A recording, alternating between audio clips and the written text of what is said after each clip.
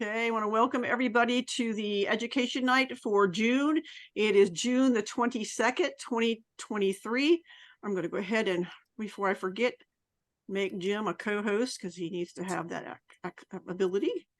Okay, I don't see anybody new here tonight. It's all, I'm not going to say old members. I'm just going to say existing members. Let's put it that way. That's a better word. Just have a few announcements. For assignments, July is telephoto landscapes or intimate landscapes. So if you missed Joshua's talk last month or the month, last month, please, I sent everybody out a link. If you don't have the link, let me know because it's not on the website. It's a private, set up as a private one because we can't share it with everybody, just the members. So take a look at that. Just remember a couple of things. If your camera is full frame, it needs to be 200 millimeters. The telephoto part of it needs to be 200 millimeters or more. If it's a cropped sensor, then it's need to be 135 millimeters. So the best way to do that, I did it today, is I went into Lightroom. Hopefully most of y'all have Lightroom. You just go to Lightroom, you put it in library mode, you go up to the top, hit metadata, and then you change one of those little metadatas to focal length. It will tell you all the images that you have that are 200 millimeters or more. Then you can pick out the ones you want from that way. Say that again, Glenn. We can demonstrate that tonight. Okay, we can demonstrate that. Great. Okay. Yeah, actually, the best way to do it is go out and shoot a new photo at 135 millimeters. Yeah, that's true. Yeah, we will. But if you don't have the opportunity to do that between now and the due date, which that brings me, that perfect slide right in. The due date for the images for July is July the 14th at 10 p.m. wherever you are, Nona. So Nona's in Colorado, so she was always upset with that 12 o'clock deal. So I just said 10 o'clock wherever you are on Friday. I love it. July the 14th. You're welcome. Thank you. Okay. Okay, so August, the assignment is going to be time lapse. If we had Jim did a whole education night on time lapse last year. That is in our website, and or also if you go to the website and you look at the list of subjects or the assignments for the year, the link to it is right there. So all you have to do is hit that link. It will take you in to show you how to create one and how to post-process it so that it's an actual time lapse. And I will next month we will figure out how we're going to get those to me so that we can judge them. Okay, wait a minute. How am I? Why did I lose you? Oh, there you are. We haven't lost you. No, I lost and then you. the subject in September is travel photography. So basically, it's an image that it shows you what a place is all about.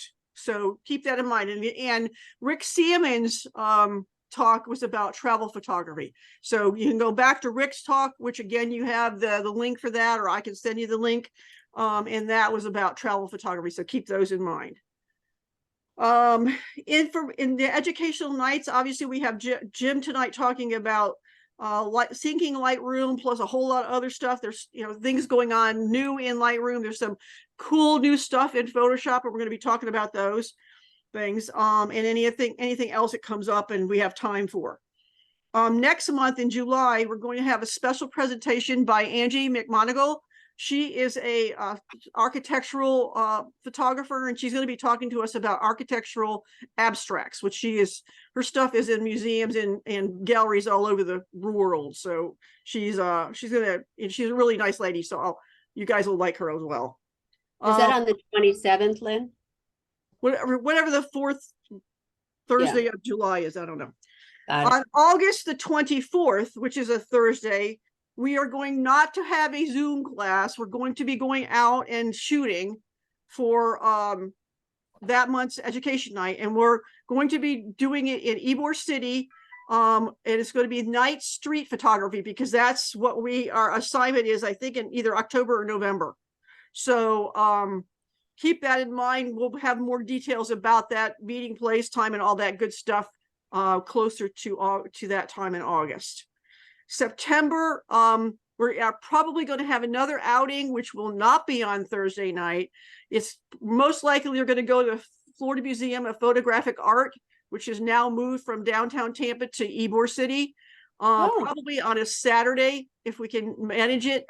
They have not opened yet, their new location, but they're soon going to be opening it. So they're all excited about having us come there and visit them. So we'll set that all up. And so that'll be probably Saturday, one Saturday in September.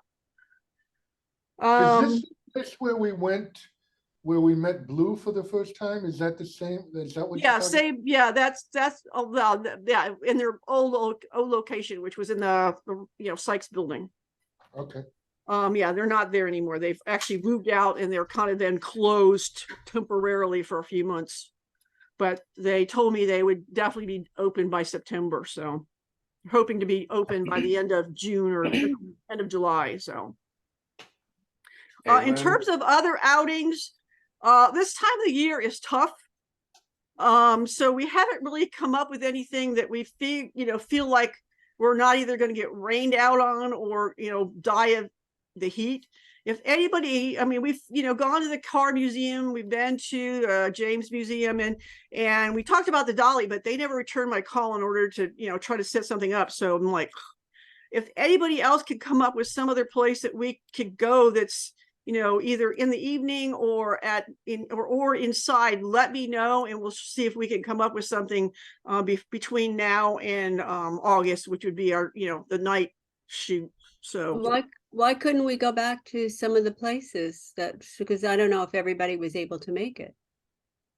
We usually try to come up with something different, and there's other places. I just, I know there's some other museums and stuff like that. I just haven't, we need to. Well, the Museum of Fine Arts. Yeah. In Yeah, there's a bunch of different places, but we just need to kind of think about that. And the board, they get tired of listening to me ask that same question every month. So I thought I'd let you guys come up with some ideas. Anyway, just email me and let me know what you have. Okay. One other thing, I want to share my screen real quick. I don't know where Robert is tonight. He doesn't look like he's here tonight. He was going to be in his car, so he's got to pick up his daughter again at work. Anyway, just real quick, I wanted to, he mentioned last month or last week about donations. And I just wanted to show everybody, can you see my screen? It says Tampa Bay Camera Club. Yes. Okay. Yeah, just go over here to the second, hit that little menu button, and the button is right here. So if you guys, there's some of you that if and you know who you are, you've given us a lot of money. Don't, I'm not talking to you guys. I'm talking to everybody else. And it's just, even if it's just a couple of bucks, this helps us pay for these speakers. So if you want us to keep having these great speakers, chip in a little bit, if you wouldn't mind, please. Anyway, that is it from me on this. Stop. Oh, just FYI, here is where the competition assignments are, right here. And if you open that up and scroll down, the list is right here, and there's a description right here. And right here is where the videos are for the time lapse class that we did last year. Oh, good. So just go in here and take a look at them. And the one of them is the actual meeting. The other one is, I guess that's the video he did on time lapse. So if you want to watch the whole presentation where he answers questions, then go to the meeting that had that in there in last year. All right. Jim, did you get a text message today from me about the Arts Alliance? Yes, I had seen that before, and hopefully they, it's all plans right now, but hopefully they do something. All right, because he's my neighbor, but I don't know him really well, but I know his wife, Daryl Shaw, but he's just donating the land. Right. They have plans to put a building up and whatnot. Oh, it's not up already? No, right now there's an envisioned plan for a 23,000 square foot building to go on that property. Right. I know he's been talking about it for years and years and years, but I think finally he's put the money where his mouth is. Does anybody else have there is a plan for a building, but right now it's just a plan for a building. Okay. Okay. Does Jim, do you have any announcements? One thing I might be able to do, it's going to be a tight week next week, but I might be able to do something Tuesday night, one of my own, potluck meetings, and got a couple things that might want to cover, but being as time lapses coming up, if we want to incorporate that into it and have me, help people with some time lapse stuff during that, I will see if I can try and put that together to go online Tuesday night and do some time lapse instruction and a few other things. Time lapse is not till August, Jim. So do you want to maybe hold off and do another one later?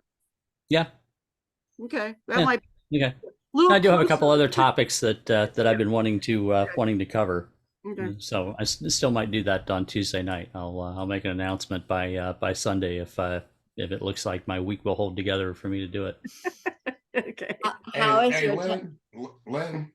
Yeah, Lynn, I just wanted to point out something for these upcoming meetings, only because it just happened. My wife and I both came down with COVID, and it's out there. We went to Med Express, and they're getting a lot more cases by the hour. And if we're a group like this, we need to do our due diligence. Yeah.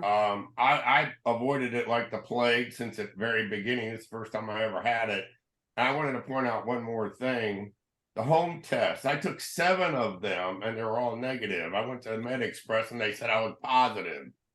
So, those home tests are kind of sort of worth, not worth the paper they're written on. Just keep that in mind. COVID's out there, guys, in our age group, it's not a good thing. For sure. Lynn, Thanks, Jim. Lynn, I had one quick question on the assignment for next month. I hope this is not a stupid question, but it came to my mind. If you shoot at 200 on a full frame camera, are you allowed to crop at all if you need to crop for edges or aesthetics or?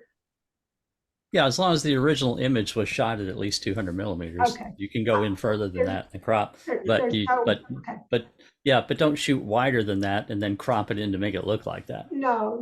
Yeah, that was a really good question. Another Well, it question. came to my mind, and I meant to ask him the night he did the presentation, did he ever crop at all, or was everything he showed us as he shot it, and I didn't ask the question, and I had thought about it, so. Hey, Okay. Jim, another question. Is it okay to have animals in the picture on a landscape if it's 200 or more? If it's not about the animal, if the animal might be incidental and not, Okay. not the focus of attention, but if the animal is the focus of attention, I would say that's not a good idea. Okay. Because then it's a wildlife photo and not a landscape photo. Jim, are you still considering your telephone class? Yeah, when I do classes again. Okay. Yeah, when I'm situated to do that. Yeah, I got it. I'm in the middle. I'm in the middle of the move right now. Yeah, I thought I'd ask. Yep. Yeah, that's one of 3 or 4 I have on the agenda, and I'm going to be doing things in a kind of a different way. I got some new ideas for how all that's going to happen. Good. Anything else? Any comments or questions from anybody? Mm-hmm. And a couple of folks out there, you know who you are and why I'm saying it. I want to say thank you very much, with a lot of gratitude. You know who you are and you know why. So thank you. Good. Anything else? Anybody? Jack? Anybody? Lee? Any of the other officers? Sylvia? No. Will we win? Anybody have anything to say? Okay. All right. Well, then we'll just go ahead and I'll turn it over to Jim and let him do his thing. Okay. Let's see how this goes. I just pulled the gauze out of my mouth about 15 minutes ago from having the broken tooth extracted today. Jeez. So You're having a good month. Yeah, that was not a good appointment today. It broke some more while they were extracting it, and it was a lot of work getting all the broken parts out. Oh, jeez. So yeah, we're going to start out talking about the Lightroom environment, the overall Lightroom environment. To start out, just to help avoid some confusion with some of the material that you may look up and research online, and when you go and for more information, I've got a couple links. I'm sending them out in the chat right now. That is a good place to look at for some information for Adobe. There are 2 links that I just sent. One is a comprehensive comparison between Lightroom Classic and the other Lightroom, and the other is an FAQ from Adobe regarding syncing.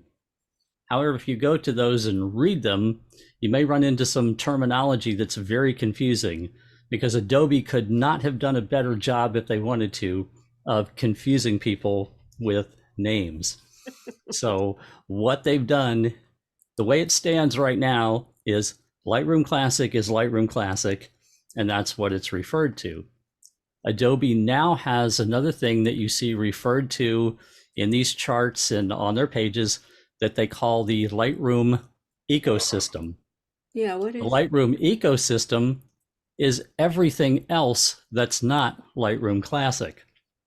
The Lightroom ecosystem is the other Lightroom, the one that's not Lightroom Classic, the one that's just called Lightroom, Lightroom Mobile, which will be on your phone or your tablet, and Lightroom Web, which is the web version. So you've got the Lightroom Mobile, the other Lightroom app, Lightroom Web. Those are all part of the what they call the Lightroom ecosystem. So now, this is what it's gonna be confusing. I'm gonna share my screen. This is what you're gonna see. If you start looking at Lightroom, do you see this tab up here? Do you see what it says? Desktop Photo Editor. Lightroom Classic. Meet the photo editing app that's optimized for desktop. Now, if you start going to some of their other pages, especially one of the links you'll have, which is the sync fact, you'll start seeing things.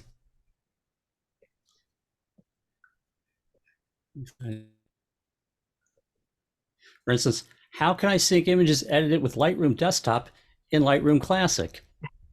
You might look at that and say, what? Or here, how do I transfer all my images from Lightroom Classic to Lightroom Desktop and sync them? Like, wait a minute, over here, it says Lightroom Classic is the app for desktop. But you go here and you see they're referring to something else as Lightroom Desktop separate from Lightroom Classic.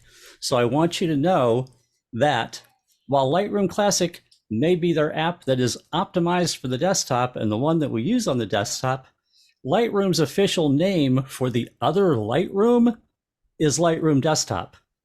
This is how Lightroom differentiates it in their literature. So right here you see Lightroom Desktop and Lightroom Classic to Lightroom Desktop. When it says Lightroom Desktop, that means the other Lightroom, just the plain old Lightroom. That is Lightroom Desktop in Adobe world, so that you don't get confused, which I don't know how you cannot get confused. That's that's L, that's big L, little r, and Lightroom Classic is big L, little r, big C. So that's, Yep. yeah. crazy. But yeah. so Lightroom Desktop is the other Lightroom, although they tout Lightroom Classic as the app that's optimized for desktop and as the desktop photo editor. So go figure.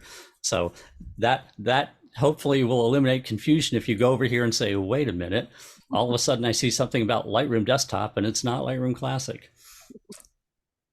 So then when they say Lightroom ecosystem, they're referring to all the other things that work on the cloud and not regular Lightroom. So if you look at this chart right here, Lightroom Classic and Lightroom ecosystem feature comparison. Lightroom Classic is its own distinct thing, separate from the Lightroom ecosystem, which is all the other Lightroom products that work on the cloud. So, and this, by the way, these are the two links I gave you, was this FAQ regarding questions about syncing, and this comprehensive chart right here that tells you between the Lightroom ecosystem and Lightroom Classic what each one, yes, no, and maybe will do, so that you understand what the different features are between the different products. This is a very comprehensive chart right here, as you can see, that breaks it all down, what can be done. So I am not going to go through all of this. That's why I'm giving you this reference. I'm going to give you the basics in a nutshell. So is that what we're supposed to be working with now, is Lightroom Classic? Well, Lightroom Classic is what's been around forever. That's the original product that we do most things in. However, a lot of people have been wanting to find out about the other Lightroom ecosystem, because if you're working on your iPad, your tablet, your phone, on the web and doing some other things, that's the Lightroom that you're going to be working in. And there are some advantages to having that. The other Lightroom, I use both of them on my desktop computer. I have both apps installed. You see them down here? Lightroom Classic right here, and this is the plain old Lightroom, which is in the ecosystem, the cloud version of Lightroom. One of the things that's very useful about having the other Lightroom that I found is instant free galleries that you can put on the web. This is what we're using for the Camera Club, for our online galleries, for what we're doing for judging and sharing images. It's what I use with clients for sharing their headshot proofs, for sharing images from events, etc. I can instantly put galleries out using that, and it's much easier than using the regular Lightroom for doing that, than using Lightroom Classic. The other thing that's great about the ecosystem cloud environment is any images that are there synchronize across all the products, and you can have them synchronize back to your Lightroom Classic on your desktop too. So I have it set up right now. Any image I take on my phone is accessible on Lightroom Web, on Lightroom Mobile, on any of my other mobile devices, back here on my computer, and in my regular Lightroom Classic, and it becomes a backup. Anything you do on any of your mobile devices, anything you do in that ecosystem out there, any photos you take or any images you put into your phone, your tablet, or whatever that become part of the Lightroom ecosystem, the actual original image goes out on the cloud and is synchronized across there, and it's the original image. It comes back to Lightroom too if you set it up the way I'll show you. So it's basically a backup copy in your real Lightroom on your desktop. You can also have any of your images that are in your Lightroom catalog for Lightroom Classic sync the other way out to that cloud ecosystem. Anything you do there is a smart preview, which is not the original image, but is good enough to use throughout that cloud environment and doesn't count against your space. So you can have unlimited number of photos from your regular Lightroom catalog go back out to that mobile environment. And so I do that. I'm going to show you how to set that all up. I want to cover a couple things with my notes so that I don't skip anything here. But the Lightroom ecosystem out on the cloud, all of those Lightroom products share one single library that exists on the cloud. That's how they all stay up to date and synced with each other. Your Lightroom Classic, its catalog will reside on a hard drive on your computer, separate from that other catalog that's out there on the cloud. Now, if you have multiple catalogs, I don't know how many people run multiple catalogs, like I do. I have like 5 everyday working catalogs and then a bunch of other catalogs. But in Lightroom Classic, if you have multiple catalogs, only one catalog can sync out to the rest of the Lightroom ecosystem. You can't do it from all of them. So you have to choose one primary one that's going to be able to sync with the cloud environment. So I have my primary personal catalog is the one that syncs to there, and I can put client stuff in there and sync out to there and have galleries and whatnot. But your Lightroom Classic, its library lives in your hard drives. All the other Lightroom, the library lives out in the cloud, but you can tie them together. We're going to cover that.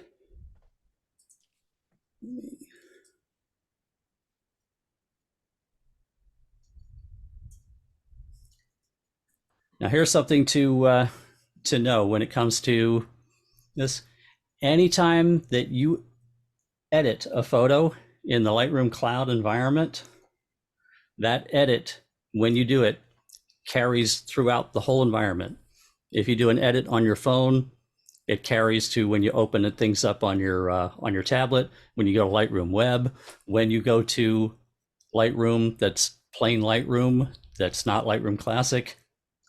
Edit anything in any one of those products and it syncs back. If you have them synced to your Lightroom Classic catalog as well, the edit syncs back to the Lightroom Classic catalog. It goes the other way as well. If you sync an image, if you edit an image that's synced in your Lightroom catalog that's synced to the cloud, the edit will carry through to everywhere. Now, here's where it doesn't carry through. If you've got your phone set up and you've got your Lightroom ecosystem is automatically adding the pictures that you take in your phone, you can set it up to do that. I'm going to show you how in a little while. Your phone will have its own native camera app that you can use to take pictures. There's also, you may have Google Photos or some other apps or whatever, and you'll have Lightroom Mobile. Lightroom Mobile can auto add to your cloud catalog any photos you take with your phone. But at that point, anything you do in the Lightroom environment, those edits and things, and even deletions happen in the Lightroom environment. So if you edit something in Lightroom, you'll see that edit across all your Lightroom products, but in your phone's native camera app, that edit won't show up. The original will still be untouched. And if you use the native camera app to edit an image, that edit doesn't go out to the cloud. Same thing if you have like Google Photos or something like that. Anything you do in those is separate from what happens in the Lightroom cloud environment. But anything you do in the cloud environment syncs across but stays separate from those. The only thing that'll happen is when you take a picture using your native camera app, you can have all of those things acquire the image. In my case, the native camera app puts it in a gallery in the phone. A copy of it goes into the Lightroom cloud environment. So an original then also ends up back here at home on a hard drive because it's synced to my Lightroom Classic, and a copy of it.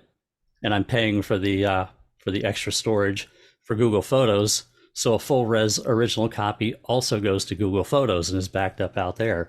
So anything I take with my phone, an original copy actually ends up in multiple places. It's going to be nearly impossible to lose it. And even if I delete from one of those places, it lives in all the others.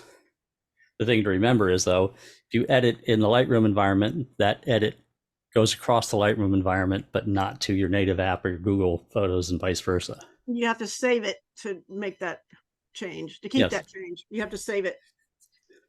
Now, here's the other thing that's, you know, a little out of sync, pardon the phrase with all that. Edits in the Lightroom environment carry through. In the ecosystem, edits carry through everywhere, two ways, back and forth. However, deletions are not that way. If you, let me double check my note. If you delete something in the Lightroom ecosystem, it deletes from the regular Lightroom app, from the Lightroom web, from Lightroom mobile. It won't delete from your phone gallery. It won't delete from Google Photos or Dropbox or anywhere else. But the other thing that happens, even though your edits will sync back and forth to Lightroom Classic, a deletion will not. So if you delete something from any of those cloud ecosystem Lightroom products, the image won't delete from your Lightroom Classic catalog. So if you go out and you take some crappy photos with your phone and they end up in the Lightroom cloud and you say, oh gosh, let me get rid of these, you can get rid of them. They'll come out, they'll come off your space from Adobe if you're using up your space, but all those crappy photos will still be back in your original Lightroom catalog, Lightroom Classic catalog on your desktop. And you could say that that things are out of sync at that point, because you end up with original copies back in Lightroom Classic that are gone from the rest of the Lightroom environment. If you want to keep up with it, you have to go back to Lightroom Classic and delete them again there if you care to, because they're taking up your hard drive space. But the advantage of that is you get to you can make space on your cloud and you don't lose the photo. That is correct. Like I say, once it's synced back to your Lightroom Classic and it's an original copy ends up on your hard drive in your computer at home, you delete the stuff from the cloud, it comes off of your storage space on the cloud, but you still have that, that original backup there. And if you're using Google Photos and Dropbox and anything, Microsoft OneDrive, anything like that, it's still out there in those worlds as well. So, but edits will carry back and forth both ways, Lightroom Classic and across the rest of the ecosystem, but deletions only carry through on the cloud products and not back to Lightroom Classic. Which is it's actually a good thing, because you might make a mistake. They're just trying to keep you from making a mistake and deleting everything by mistake. Totally. Mm-hmm. So, yeah. Well, it's just a coincidental benefit. It actually happens. It actually has to do with they would have to change Lightroom Classic too much to make it stay in line with what the cloud can do. Now, here's one other thing to think about. If you're using anything like Microsoft OneDrive or Dropbox or any other backup products or Google Photos, and you have them looking at your camera folder, that's fine. But another thing to be aware of is you can really start eating up space fast if you have them pointed at any other albums and folders that get created within the Lightroom ecosystem. Things will really start piling up. You don't need to do that.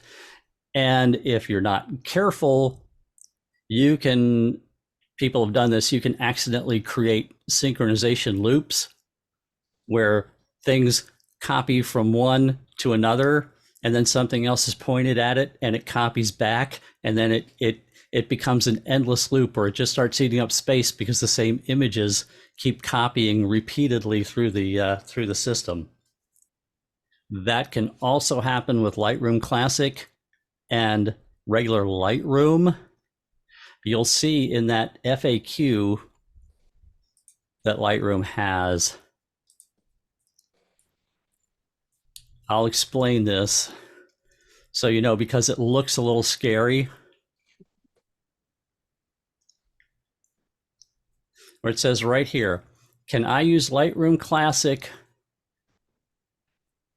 And they've left out the word and. Can I use Lightroom Classic and Lightroom for Desktop together? Which is, as you see, I'm doing that. I have Lightroom Classic and Lightroom Desktop together on my computer. But they say syncing between Lightroom Classic and Lightroom for Desktop isn't recommended. Now, it just says isn't recommended. It doesn't say you can't do it. The reason it's not recommended is, if you're careful, it's fine. There are people that have created the synchronization loop between the two products where they endlessly copy the same images to each other and eat up all your bandwidth and your space.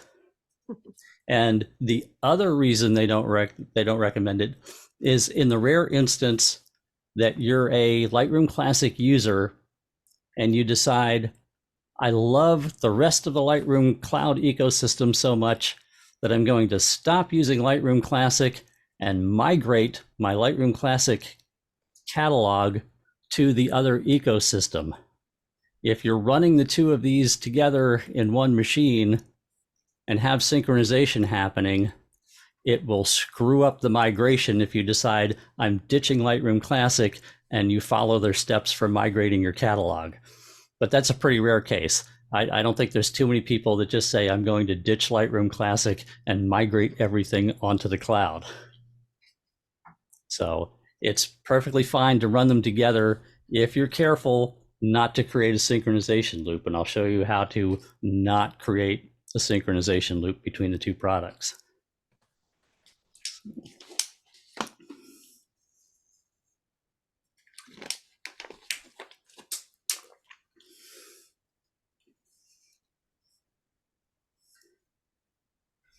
So to get going, one of the things you're going to want to do is get Lightroom Mobile installed on your mobile device, your tablet, your phone, or whatever. And once it's installed, this is how you're going to want to set it up. Oh my God, it's a mess. Let me do this.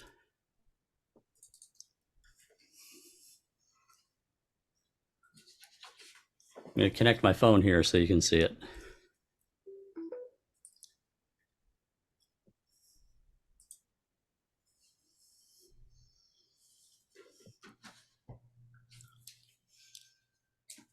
And the Lightroom app for your phone actually is free.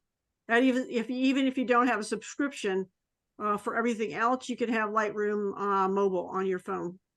So Jim, if somehow or other, somewhere, some gremlin set up this account for me, because it wasn't me, and I've got a bazillion pictures in there, how do I backtrack? A bazillion pictures in where? In this Lightroom mobile thing. Well, So that's not necessarily a bad thing. Well, it is, because I'm out of space. Where are you out of space? On the cloud. Where? I don't even remember setting this up. So, but where are you out of space? On your phone? Yeah. Not on my phone. My phone has space, but it says cloud storage almost full. Okay, your Adobe Cloud Storage. Correct. Okay, yes, there's a way to deal with that, and once I show you these processes for setting it up, you can you'll see I'll show you the way to fix that. So how do I set it up? Yeah, we're getting there. Okay, sorry. So this is Lightroom this is Lightroom Mobile on my phone, but once you get it installed in your phone, this is where you want to go. And this is something they actually just changed like a week and a half ago. So this is actually new settings. You go here to preferences. Where are you? They have enable auto add. That's something they changed and reconfigured this. It used to not be this. They've made it easier actually. And you see it says I have it turned on. Okay. And I click on that. And you've got these options. Auto add from device, which means pictures I take in my phone are going to automatically be added to the Lightroom cloud ecosystem. You've got some options to decide yes or no for file formats, videos, raw files, etc., whether you want them to sync or not. And this is kind of a key thing. It says import from all locations. Import from all locations means if you're using your native camera app and setting up galleries, like I have different galleries set up here in my native phone app, you can here pick and choose between, what galleries, if you make them, you want synchronized as well. This one that says camera, that's just any picture you take. That's your camera roll, there. So I have some things, things I download to my phone, images people send me in emails and things like that I download to my phone, get added. Another camera app adds things, but I have some other things, that I've got some folders that are created by drone apps and some other apps that I don't want included. So they are disabled, but you can, if you just check this one up here that says import from all locations, then it doesn't matter where an image comes from that gets in your phone. If an image gets in your phone or your tablet, it goes into the Lightroom environment if you check this box. Otherwise, if you tick that box off, you can pick and choose what images end up in your cloud environment right here. So that's the important setup for Lightroom Mobile, to get what you want into the cloud environment. And once it's in the cloud environment, I'm also going to get to and show you how you can get things from the cloud environment into Lightroom Classic, and back, and from Lightroom Classic to the cloud environment as well. But Jim, first how do thing, what? No, go ahead. Sorry. Yeah. I want to But know first how thing you in your access- Lightroom Mobile, you want to set this up, and you want to set this up in Lightroom Mobile. That doesn't you- come up on my phone. That's what I don't understand. It's under Preferences Yeah, I don't have. right here. It When says I Preferences. opened the app, it just said like continue with Adobe, continue with Apple, continue with Google, continue Mine with doesn't- Facebook. Oh, that's for signing in. That means you're not signed in. You have to be signed in. I know, but which one should I continue with? Whichever way you prefer to sign in. That's a personal preference as to how you sign, how you sign into your Lightroom account is your personal preference. That's Got it. asking you, how do you want to sign into your Lightroom account? That doesn't have anything to do with actually, the preferences in your, in your Lightroom Mobile. Yeah, you have to be signed into your Lightroom account to use Lightroom Mobile. And Jim, I'm looking at my my app, my Apple phone, and the menu is totally different. Yeah, thank you. I'm looking at it Mhm. too, going, I'm crazy. I don't see it. Well, you'll want to do the Apple equivalent of, how you get into auto add and pick and choose what you want to have to go to the cloud. Do you know how to do that, Lynn? Oh, what's I'm So I say, looking at- even this menu is something that just came into being a week and a half ago. yeah, This I is don't know. This is. I'm looking at it now, and it's looking totally different than what I'm. Yeah, it would be under import. Okay, So- but okay, hold Mhm. on. Cancel. yeah. And do you have your Lightroom Mobile updated? Because it used to be under a menu called don't know. import until a week and a half ago when they updated the app. I don't know. I thought I did, but I might not. I don't know. Yeah, how Yeah. would you know? Because the old version had an import, the old version of the app had an import menu, but they replaced the import menu with the auto add menu. Okay, Wouldn't it tell you that you're out of date and you need an update? not necessarily. Not necessarily, no. You have to keep up with your updates in your phone, however you do it, or your mobile device. Well, I just downloaded when you were Mm-hmm. talking, I downloaded the Lightroom mobile. Mm-hmm. So it should have been the newest one, Okay. right? Mm-hmm. Yeah, and yeah, in the Apple version, if they call it import menu, then in the import menu is where you want to do this. I'm not seeing that either. Are you, Lynn? Yeah, you go down to app sending, or wait a minute. You up at the top, you hit the three little buttons up in the right hand corner. Right. Then you go to app settings, and it's in there. Okay, app settings. Okay, and then what is it called? Import. Import. Oh, there it is. Okay. And then what do you do with it? Yeah, he hasn't got Set it up the way you want. That's where you get into your personal preferences as to how you want to set it up, as to what images you get imported and what images don't get imported into your Lightroom cloud environment. Oh, brother. Okay. So, but that's the first thing you're going to want to do is get your mobile version set up properly in your phone. I think I did that. All right. Thank you for saying that, Lynn, because I thought, man, I'm going nuts. And the way the day's been going, I thought, okay, What else to do? You're always nuts. I know. Mhm. I'm Now, do I want you consistent. to access all my photos? That's what I put. All photos? Okay. I don't know if that's right. I know.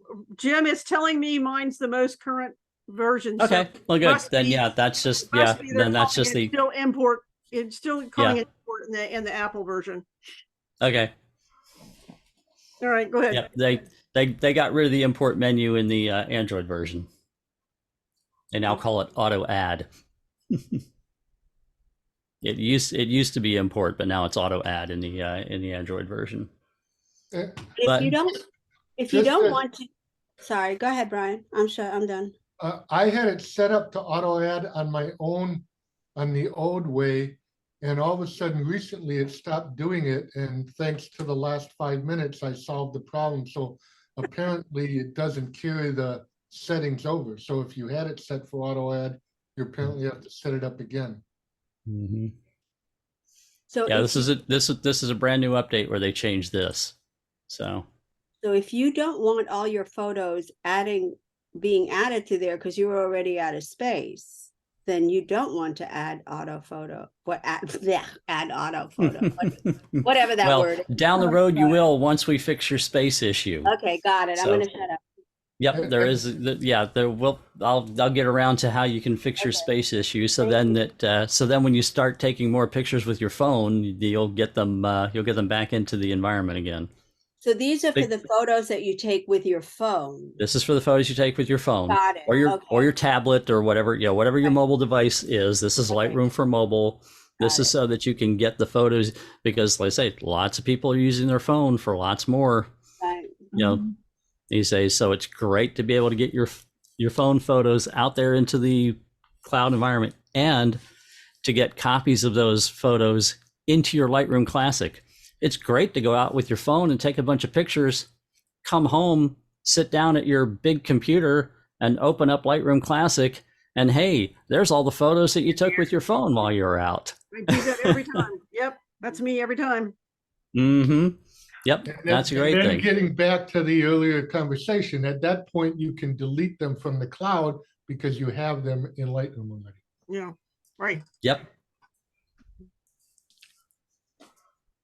So yeah, and then there's a way to get them back again. That doesn't count against your space. Because Don't tell them- when you're out there with your phone and stuff, you still want to show people most people are showing people pictures on their phone. They're bringing up their phone. Hey, look at this, look at this. So if you delete them, they're gone. But we're gonna show the workaround here. Jim, if you have it set up so that your photos you take with your phone go to Lightroom Classic, those photos, they come from the cloud, so they're not taking up any space on your hard drive on your computer? Oh yes, they will take up space on your hard drive in your computer because they are an actual original full-size file. It's a copy of the original that your phone took. So it does take up space on your hard drive because any image you take with any of the mobile products, the actual full-size image goes in the cloud library. And if you sync that to Lightroom Classic, a duplicate copy then lives on your hard drive that is a duplicate copy of the original full-size file. Okay, so it goes to your C drive. It can't go to an external hard drive, or it can't be directed. Oh yes, it can. Okay. We're getting to that. Okay, thank you. Yep, absolutely. You can specify where they go to, Okay. which is going to be the next step we go to. The other thing is anything that you send that exists in your Lightroom Classic catalog that you send out the other way doesn't count against your space. Okay. So you can have unlimited photos from your Lightroom catalog go the other way and never count against your space. Yeah, and It's only the picture. and generally with your external hard drives at home, you're going to have a lot more space there than you do on your phone anyway. So that's the point. Get them off the phone. Mm-hmm. Right. So yeah, this is my Lightroom, mobile, right here on my phone that you're looking at, and this is the all photos. This is the all photos that exist in the phone, right here. I have all different anything that lives in the Lightroom cloud ecosystem is also here.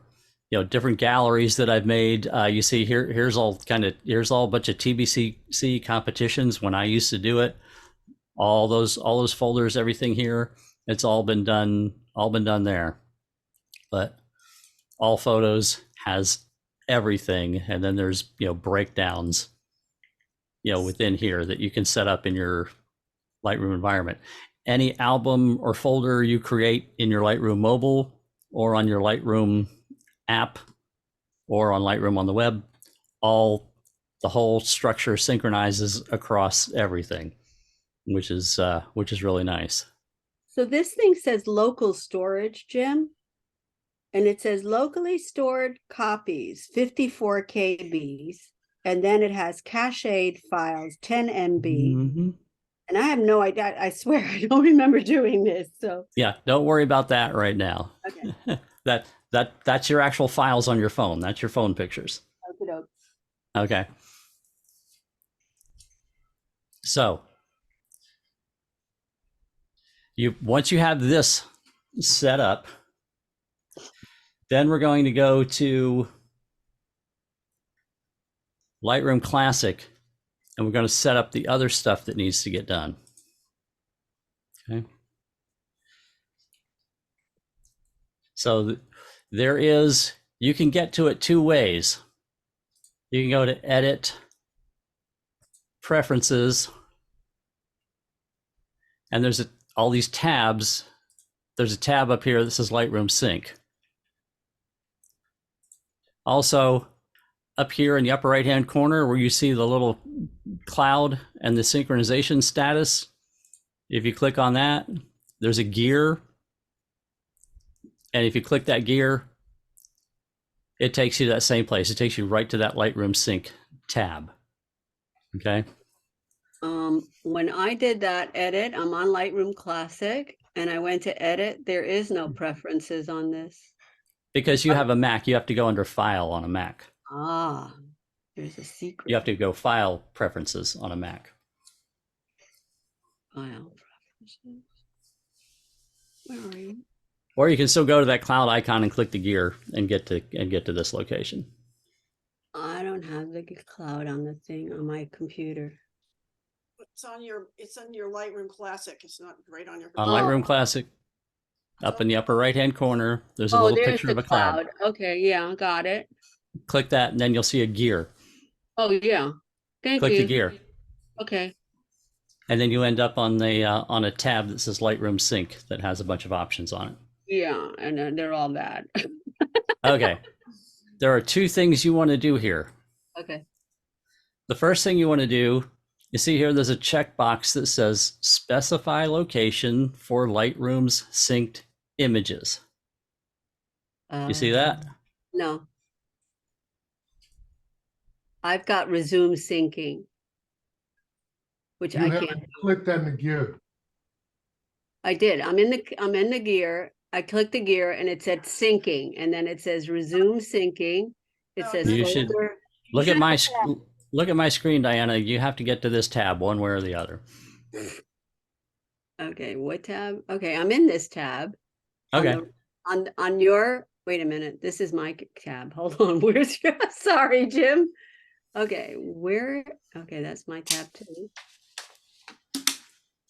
All right, I thought I had that. Keep talking, just ignore me. Okay, on this tab, there's a checkbox that says specify location for Lightroom's synced images. Okay. What this means, this means this is the location in your computer where you want copies of all those original files that live in the cloud ecosystem to get copied into your computer. This means if you take a picture with your phone, this is where on your desktop computer you want a copy of that original file to land. So we were talking a minute ago about could you put it on an external hard drive if you wanted and have all those images come to an external hard drive on your home computer? And the answer is yes. You can actually even see here, I have it on drive I, which is one of the 16 currently connected external drives on this computer. So this is an external drive I, and I've actually named a file called LRSync master folder. That way I know anything that lives in that is copies of anything that has come into my home computer from the cloud. So that's what you can do. You can hit this choose button and you can browse your computer and find and find a location to do it. Now, here's the caveat. If you're going to run Lightroom Classic and the other Lightroom in your computer, change this from the default to some special folder that you create. Do not use an existing Adobe folder in your computer, because over here in the other Lightroom, where it wants to do originals, if you accidentally wind up with this folder being the same in both of those applications, that's where you create a synchronization loop. So my suggestion is make up a folder when you do this on an external hard drive somewhere that you've invented and name it something useful for yourself. That way you avoid any possible conflict with the other Lightroom and where it wants to have any originals. Question, Jim? Yeah. If you want to take a picture with your phone and sync it back to your Lightroom Classic, not to sound stupid, but is it necessary for your desktop or laptop to be powered up? No. Or will it just wait in a queue until you do power it up? No, when you do power it up, it will catch up, because Okay. the synchronization data is out there. And when your Lightroom, when you start up your computer and you launch your Lightroom, it will connect to the Adobe Cloud. And up here, you see the little cloud icon right now that has the checkbox on it. See this little cloud icon, Jim, that I'm pointing at? Yeah. It will actually say syncing, X amount of files. If you went out and took, 50 pictures with your phone, when you launched, Lightroom and it connected, it would say syncing 50 files, and you would see the progress. And it would say 49, 48, 47, etc. And then eventually it will say sync. So you have the Yep. resources to do it. Okay. Say it again. Thank you. That's fine. Yes, you don't have to have your computer on and connected when you're out taking the pictures. Lightroom will catch up when you launch it, and you'll see this. You'll see it happen over here. All right. And if you shut it down before it synced all the photos, it'll start up again when you open it the next time. Yep. And you even have the option, if for some reason it's, like slowing down your internet connection, if you're on a slow internet connection and you need to go watch a YouTube video or something, and you've got this button where you can pause syncing, go watch your YouTube video or do whatever else you want. And then, you come over here and resume and click the button. It'll say resume syncing. And you can, that way, if you don't want Lightroom eating up your bandwidth, in its synchronization process, because this will also be synchronizing if you do things in your Lightroom Classic in a location that is intended to sync back the other way. I'm so confused. I have stuff going back and forth all day long. Yep. So Lynn, So- when you, oh, sorry, go ahead. I still can't find preferences. In Mac, it's under File. I did, and it wasn't under file, so I went up to the cloud like you suggested, and I'm on the cloud, and it's And listed. click here, and it doesn't take you here. And you're in Lightroom Classic. I promise you, I can show you. Okay. It may not say preferences, it may say system. I don't see a gear on this. It's over to the right-hand side. Okay, it says it's got a little bell, it's got a cloud, and it's got my like a little picture thingy. Are you signed into your Lightroom account? Yep, it says Diana Rao. Okay. I don't know. You know what, Lynn? I'm just gonna do a screenshot and you'll see what I'm looking at. Let's go. Yeah, go ahead. Finish up. Yeah. So in any case, this right here, if you do this first, specify location, this says where you want your Lightroom Classic to receive and hold images in your home computer environment. This is where you say, yes, I have a big fat external hard drive that can hold lots of photos, and that's where I want them all to go to. So that's what this is right here. On drive I, I've called it my LR Sync master folder, and I just know anything that happens out there on my phone, whether I take a picture with my phone, whether I'm out there and somebody sends me a picture in an email and I download it on my phone, to look at it on my phone, whatever, it ends up here. So that's what that is. I Okay. just want The- to say And one that's thing. totally separate from all your other folders. You can actually take images out of that folder and Mhm. put them into more specific folders. So like if you are at a Mhm. location and, you know, say I went to Fort DeSoto and I shot some images with my camera and some with my phone. Once I get home, I look to see what's synced in from my phone, and I actually take those images out of this folder that it's stored in, and I copy them into my location folder that I created for my camera images. So they're all together. Or if you just shoot with your camera, you can actually create a new folder, name whatever, however you name your, you know, location images, and you have another folder for that. So they're actually, you know, they could be in your hierarchy of your folder, your catalog as well. So Yeah. I'm So lost. we've done two of three things, you know, so far. If you go on your phone and make sure that things are importing from your phone, that's number one. Then if you go to Lightroom Classic, specify a location for those images to arrive in your home computer environment from your phone. You've done that. Now, here's where you set up another way to get things from Lightroom Classic out to the cloud. There is a feature in Lightroom called auto import. Now, what this feature does, this lets you create one special folder that causes images to automatically go to the cloud. Any images that land in this folder will automatically go out to your cloud environment. It's just one folder that you can create. So if whatever you designate that you say anything that's in this folder is going to go out to the cloud, what that folder is, it can be a folder that is a master folder of all your photos if you want. You know, it does not count against your space. Now, I've done something special in my case. I publish a lot of images online, and they end up, you know, on two different websites and other places and whatnot.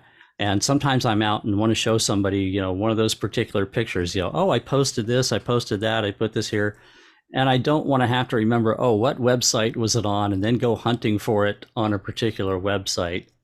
I can just go in my Lightroom mobile and I know I can find it, you know, there, because what I have done is I've set up a special folder in my system that any image that I publish out to the internet for the last 3 years goes in this folder and goes out there. So right now it's just about 2,000. It's about 1,800 and some images are in that folder.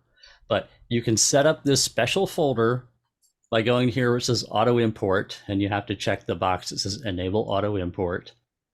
And then you go to auto import settings. And what this is opposite the other folder. This creates a folder that sends pictures from your home environment out to the cloud automatically by virtue of photos landing in this folder. You create a watched folder. So you hit choose, and you choose a location that is going to be the watched folder. Here I have web size too, because anything that goes out on the internet, I size it appropriately for the web. So I have this web size folder. So I know anything that goes in this web size folder is now going to also live in my cloud environment. Now here's what happens. This watched folder, nothing ever stays in it. As soon as something lands in it, Lightroom picks it up out of there and moves it to another folder. So in reality, on your system, anytime you look at this folder, it's going to be an empty folder, because anything you drop in that folder immediately gets picked up by Lightroom and moved to another folder. Why they have to do that, I don't know. There's some technical reason why before it can go to the cloud, they have to move it to another folder. They can't just move it from the folder you put it in. But the watched folder is the one you dropped pictures in. And then And then you have to tell Lightroom where to move it to. They will stay living in this. If you go look, anything you drop here, you have to go here to find it. This is where it will really live, because when you drop it here, it just does a bounce from here to here. And so you go here and you choose a location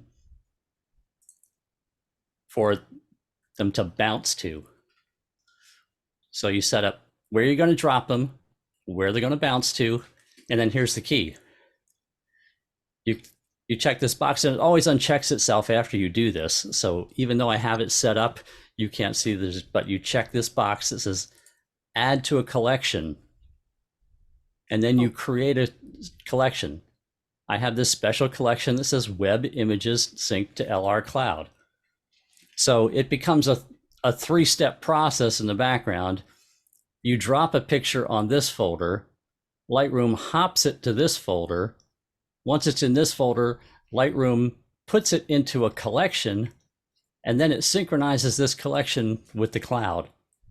So in reality, you can go in your computer, in your folders, and find the actual images here.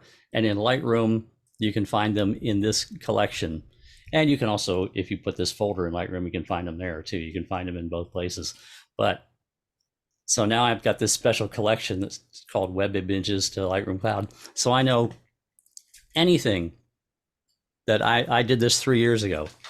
Anything in the last 3 years that I put out to the internet exists there. Jim, let me ask a quick question. The screen that you're in the Lightroom mobile when you're doing this now? No, this is Lightroom Classic. You're doing it in Lightroom Classic. Okay. Yeah, it's right here. File, auto import. I don't have that. Auto import settings. Okay. Thank So you. Jim, I was waiting for you to get done, but I think you are. So there's no way for me to tell it to go. And what I was hoping I could do is just say, anything that I have in a collection, put it on the web in the collection that it's in on my Lightroom Classic, but it doesn't look Oh yeah, we're getting to that. There's an option for that too. There's Okay. Yep, this is multiple options. This is something that Lightroom has that is its own special thing that I want you to see and learn is here. Okay, because, and here's one of the reasons why I do this for anything I put out there on the internet, because I have multiple websites. I actually have 3, could be on any of 3 websites, any other place. If I have this picture in my mind that, oh, I know I put that out there, I want to quick find it on my phone and show it to somebody, I don't want to remember which website it's on, go navigate to that website, and then, go scrolling all over the place or trying to hunt for it, remember what the title of it was or whatever, because here's something to know about the cloud environment, which is a great thing about the cloud environment. Do you know the keywords that you use, or if you're lazy like me and don't use in Lightroom Classic, your keywords that help you find images? Well, Lightroom Cloud has secret keywords. Yes. Adobe calls them tags. Any image that lands in the cloud environment gets secretly tagged in the background by Adobe's Sensei artificial intelligence system. You never get to see the tags. They're not visible. You can't see them anywhere. But any image that goes out there is tagged, and then you can search for it by that tag. You can search dog, flower, city, whatever. You can, once this is out there, you can hunt for it by a keyword. You can't see the keywords on the images anywhere, but you can hunt for it by keyword. So now I know in this particular instance, any of 1,870 some pictures that I put on the internet in the last 3 years, I can just go in my Lightroom. I can just go in my Lightroom mobile on my phone and search for a keyword and have it pop up instead of trying to remember which website it was on, where I published it, what it was named, whatever. It gives me a very quick way of finding images. So anything that exists in the cloud has these secret hidden tags in the background that you can search for them with. So could I make my destination a smart folder that I say anything that's 4 or 5 stars, I want it to automatically shoot over there? Guess what? Wouldn't that be a fantastic thing if you could do that? And the answer is no, you can't. Smart collections are unsyncable. Smart collections cannot sync to the cloud. So your 5-star stupid. collection, your past month collection, your recently modified collection, they do not sync and they cannot sync to the cloud. So I'd have to, like, if I want to, like, I'm just learning about this from you tonight. I thought I knew a lot about this, but I didn't know about this. And so if I want to catch up and put all my best photos out on the cloud, so they're searchable like you're talking about with the fancy tags, I'm just going to have to do I go into the They have to be in a library and create a 4 or 5-star thing, and then control all and drag them into my photo. Yes, you may wish to have this, a folder set up here that copies of them can live in, or you will have to create just an old-fashioned regular, collection that you have to put them in, because smart collections are not synchronizable. Go figure. The most useful kind of collection that there is can't be synced. Thank you, Adobe. At least for now. Mm-hmm. So yeah. Now there is a guy that made a plugin to allow you to do that, but even he admits the plugin is kludgy, and the plugin has 10 pages of instructions of what you have to do. And every time Lightroom has an update, it breaks the plugin, and you have to re-register the plugin. And so from all accounts, the plugin is almost more trouble than it's worth to allow that to happen. So I wouldn't recommend that. I looked at it, and there is 10 pages of fine print of how to make the plugin work. Yeah, never mind. So Jim, I finally found the Lightroom sync. Okay. Don't ask me how. I don't think I can do it again. And it says it. I don't know where this is. Says it's going to users Diana Rao pictures. But that's not where I want it to go. I want it to go to my Well, I don't even know where the hell I want it to go. I want it to go to you my can change it. drive. Just change it to something else. You can change it to something else. And so how do you just put your G drive? No, I'm not on that screen right now. I'm going to have to go back. Okay. Diana, just remember this is being recorded, so after you I give go up. back and watch again. Yeah, no, I'm going to give this up. Okay, never mind. But yes, for this, like I say, if you have a case like I do, where because I have in Photoshop, I have an action that anything I publish out to the web, I have an action that automatically embeds it with sRG color space and puts it to appropriate size and the correct pixels and the correct size and everything before putting it out. So I have an action in Photoshop that any real image I want to publish, I run it through that action. That action dumps it in this folder. It hops from this folder to this folder, gets put in that collection, and then lives out on the cloud. And Adobe secretly tags it in the background to make it easily searchable, it's a great automated process that you can do. You can set up a specific use case folder. This could even be all your photos could go here if you cared to. This can be as broad or a narrow instance as you want this auto import option to be. So you've got that now. And there's one thing past this. Let's see. No, I don't. You follow it? Okay. So that can do it via folder. Now, also in Lightroom Classic, you can create those collections and smart collections. Like if you look right here, you see my smart collections. You see this little box over here on the regular collections that I'm hovering over, and it says, click to sync this collection, click to sync this collection. You notice here when I get down to smart collections, that checkbox, the checkbox doesn't exist under smart collections. it can't be done for smart collections, but regular collections, it can be done. So if you remember here under auto import, things end up in this folder called auto imported photos. Well, and it had and remember, I'll show you one more time, auto imported photos. Anything that goes in auto imported photos becomes automatically added. So it's sort of a smart collection in a roundabout way to this collection called web images synced to LR Cloud is what I created there. So if I go down here, right here it is. And you see the little symbol this says it's syncing. Web images synced to LR Cloud. So anything I publish to the web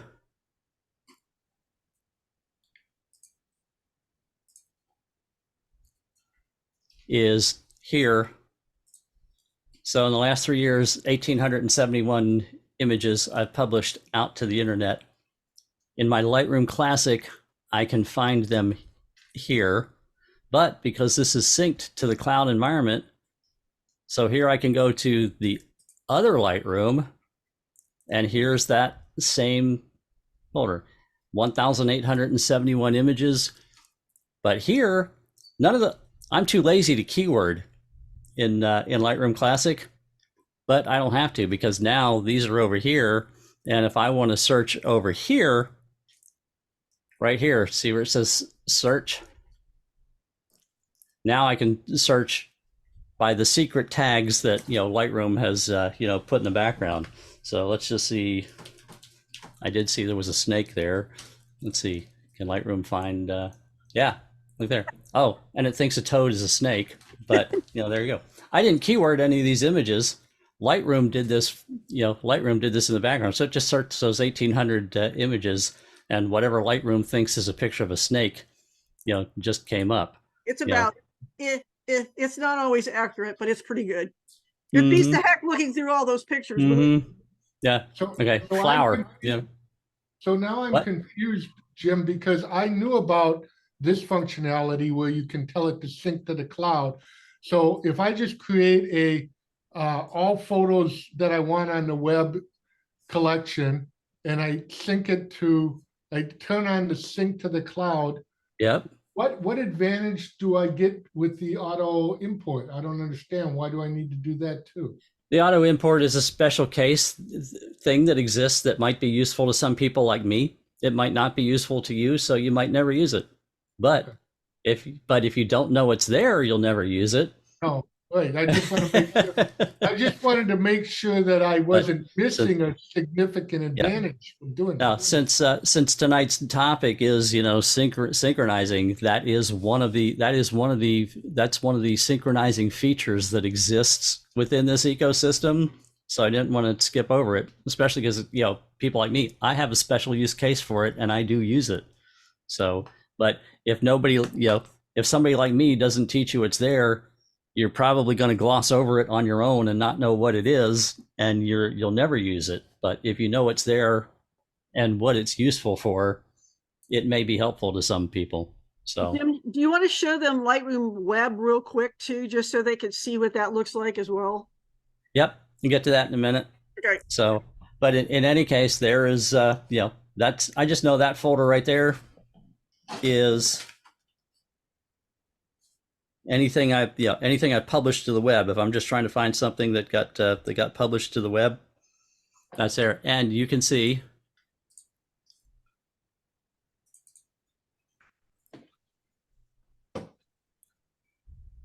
that it's on the other Lightroom, and it's also, even if I go to my phone, that exists there, and I have the same functionality.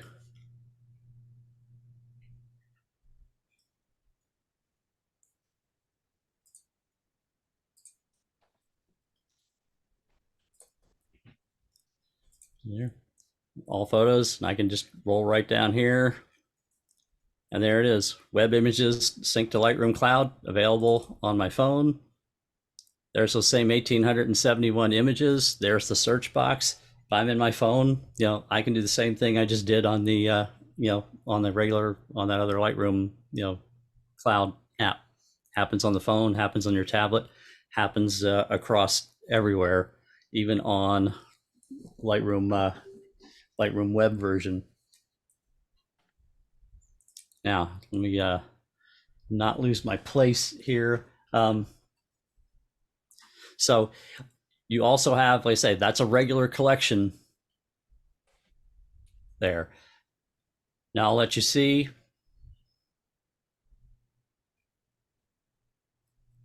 And I put a yellow color flag on it so that I know that anything that's associated with synchronizing is yellow. This is that LR Sync master folder. This is the actual folder in Lightroom where any images I take with my phone come in. So right now I have 3,561 images taken with my phone that exist here in this folder, and these are the originals that came from the phone.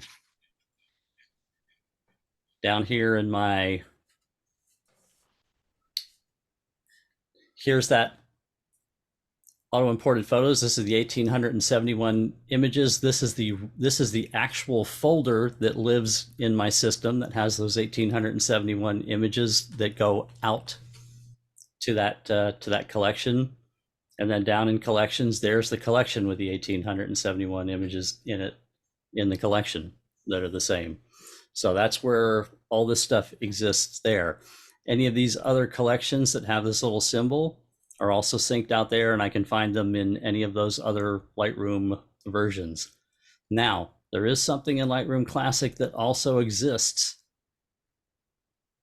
All the way up here at the top, the next thing under all photographs is a thing that says all synced photographs. So regardless of what collection they're in, what folder they're in, this is just one mass location that shows everything. Right now, 6,765 images are synced. One of the useful features about this is, say you have just some, any random one-off image somewhere that you want to get out there. So, oops, we'll find something here.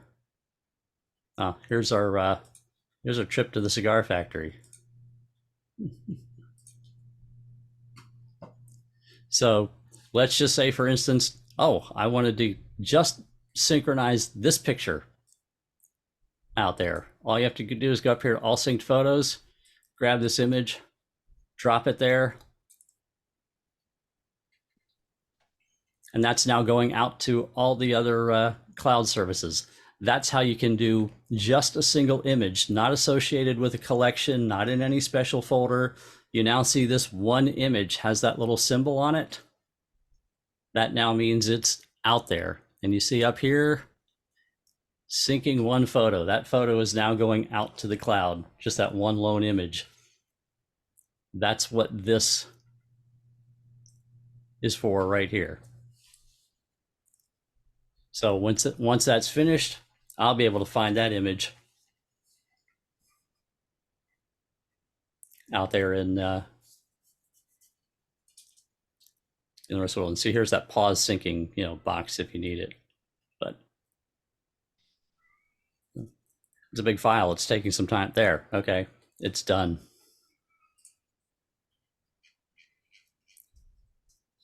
So then if you go out and you look to all photos, it would wind up in here, and you'd have to search for it based on, yeah.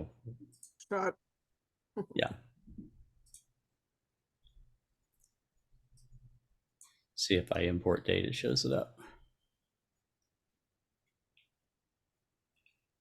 Yeah, I'd probably have to do a search for what I was looking for. I wonder if it would recognize cigar maker. There it is. See it? Yeah. There it is. So now it's available on my phone and in this Lightroom, and the rest, I could put it out into a gallery. And then once things exist in this environment, I said, you create these galleries with it. there's here's actual galleries that I send out to clients from that Lightroom cloud app, because it's very simple to make it from there and send these out. That's a great use for that.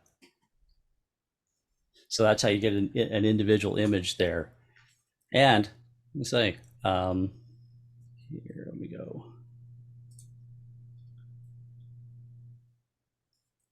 Those galleries are how we actually do the judging for the exhibition nights too. Yeah, and that I'll show you. Remember that watched folder?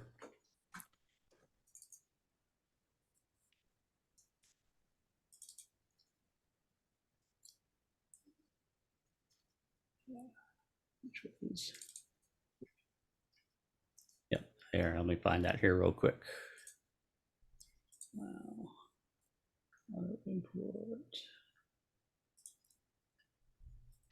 Okay, D, pictures web size 2. There we go. Here's that watched folder. It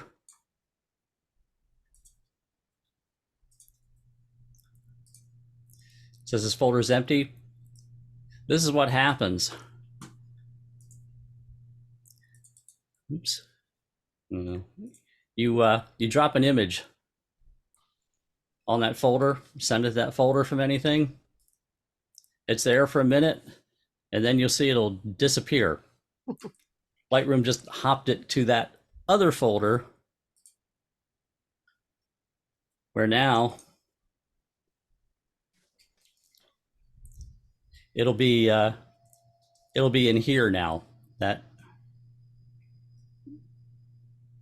image will pop into here. See that count went up to 1872 from 1871. That's because that image is now in there somewhere, but it's in those. It's there in that because that count just went up to 1872 from 1871 a minute ago.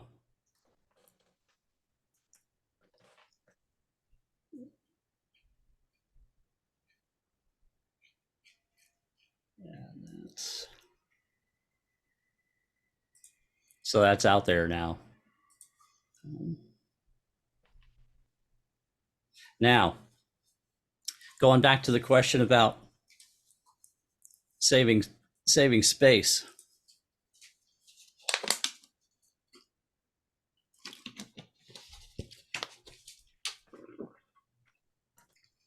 This is what you can do if you want to keep up with it.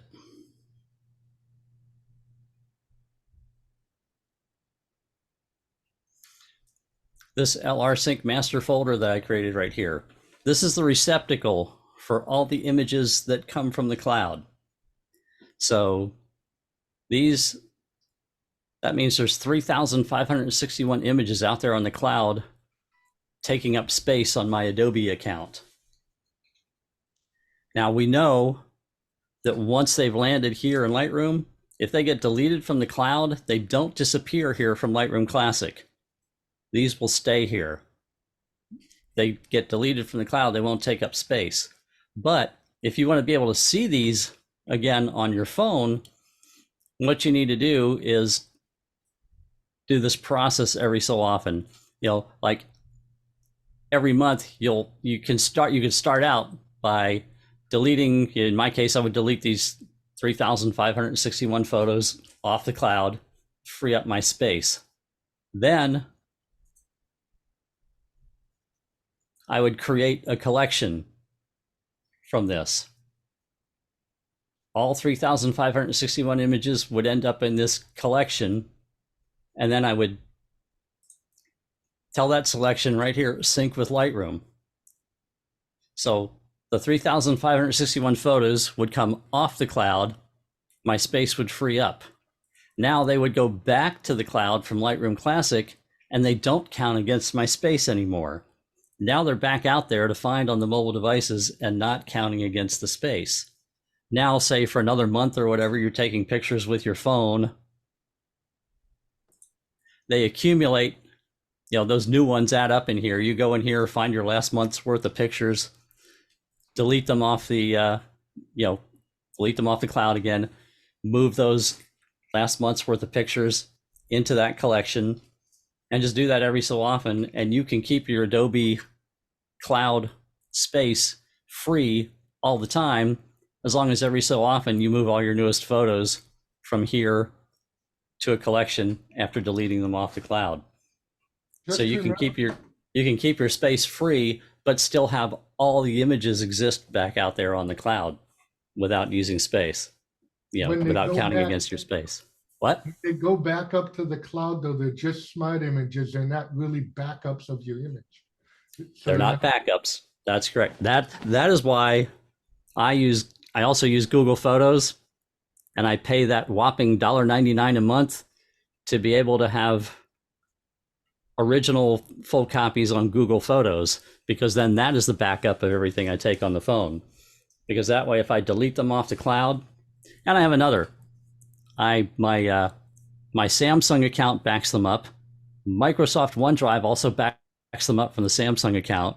Google Photos backs them up, and my Adobe Lightroom Classic backs them up. So I've got backups and backups and backups. And then once they're here, I've got Backblaze backs everything up from here on the cloud as well. So I have an insane amount of backups. So once they're deleted from the cloud, if I have smart previews back out there, that's fine, because everything is backed up so redundantly, it's crazy. Does that make sense? I said you're going to want to replay this. It's complicated, but it's a pretty good working system. Now I'll show you here. Let me do this. Guys, once it's all set up, it's not that hard. It really isn't. Mhm. It's pretty easy. Yeah. Oh, see, there's that remember that photo I dragged in? Wrong. Yeah, there it is. So let's do something here so that you can see it. Let me just find some random. Let me do this. Let me go here. Okay, I'll go here. These are some of the latest things coming in from my phone. This is when I was going to take a picture of the butterfly, but it flew away right before I clicked the button. So I got an ugly picture of a plant.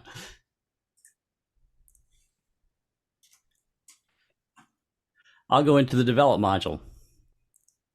Let me just do something really stupid with it so that it makes it obvious that you can see something got done with it.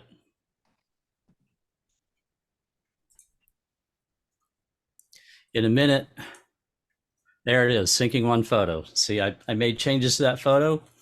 It's synchronizing those changes out to the cloud. And then as soon as this is done, if I look in my phone, I look on the other Lightroom, anywhere that anything that's connected to the cloud ecosystem, that change will occur. And then if I change it back on the other end, I could open it up in my phone and say, oh, let me put it back the other way, or let me make it. Anything that you do back and forth works. So give it a minute. You got Zoom running. Because this not only has to get from my computer to Adobe's system. On Adobe's end, they then have to sync it out to other places. They have to do their tagging. They're doing a lot on their end. This spinning where it says syncing one photo. This is not just saying, oh, Jim has a slow internet connection. No, it's also accounting for everything Adobe is doing on the back end, and that's what's taking all the time. So it's done. So if I go over here to the other Lightroom,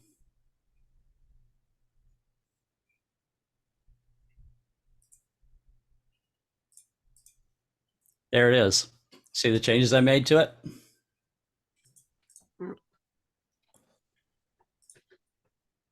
And there's the slider right there that I changed. So you can see the slider is moved here. I can put it back the other way, and then this version would synchronize back out. I could do this on my phone.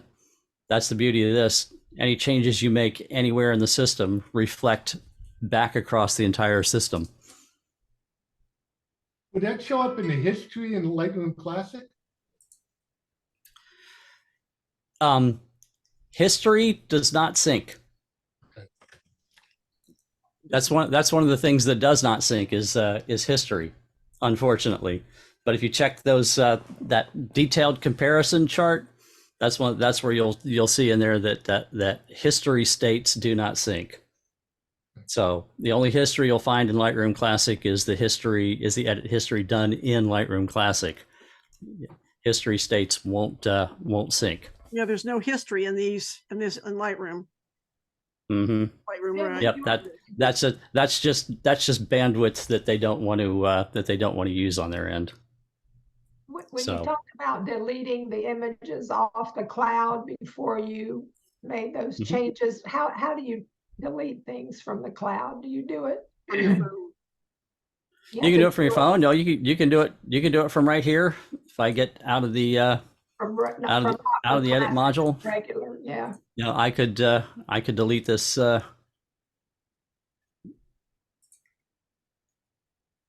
could delete this photo from here. There's And you can do multi-select too. You could select all your photos or all your photos from one collection and delete them all at one time. Mm-hmm. Yeah. Okay.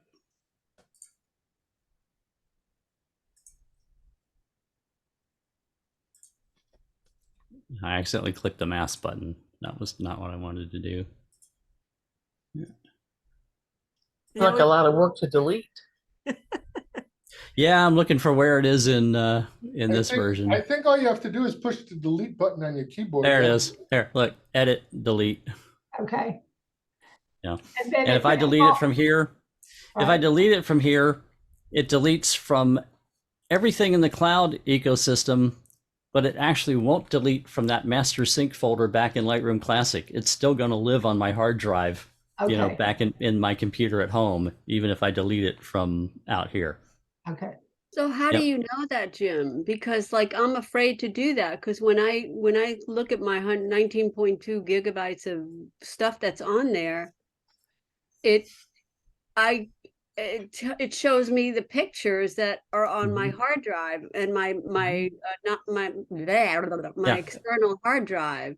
Yeah, while they're synced, you're going to see all the same things, but then anything you delete from the cloud won't delete from your hard. If you've done everything I showed you here, it won't delete back. And the thing to do, you know, to feel comfortable, I always suggest, you know, before you go deleting mass amounts of photos off the cloud, just find a few that you know you really don't care about, delete them first, and then go and confirm that they really delete from the cloud, but go back in your hard drive in your computer and verify that they're still living in the hard drive in your computer. Yes, definitely do a test with a handful of images that you don't care about before you start doing it with mass amounts of images to save space, just to make sure that you're doing the procedure properly and that things are working the way you expect them to work. I think I'm going to stick to my Lightroom Classic. This is a way above my pay grade.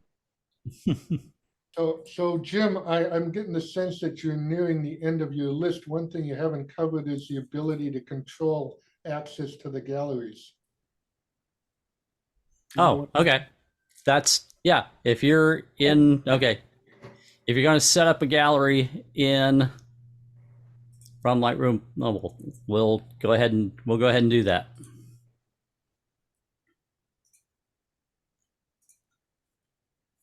So we'll find something that would make a nice gallery. Oh, here's beach sunsets.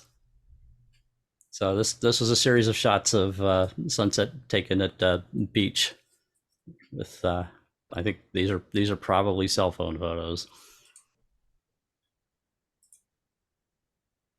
Yeah, these are a bunch of cell phone photos of a sunset at the beach. Let's say we wanted to make a gallery out of these.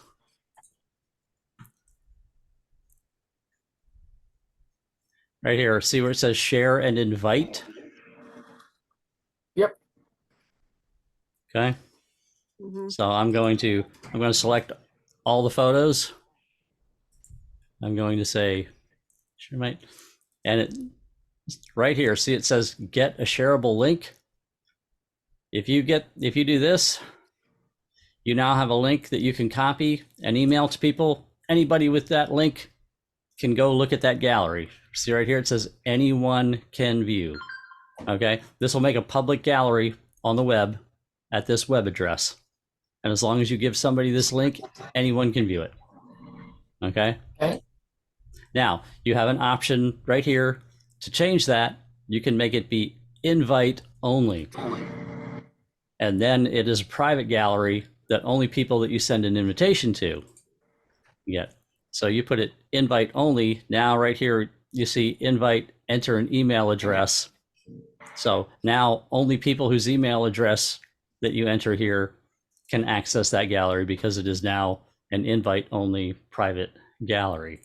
Now, if you make it a public gallery, you do still have some options here, and on any of them you can customize, title, author, what it looks like. You've got some options for the appearance here. That's always there.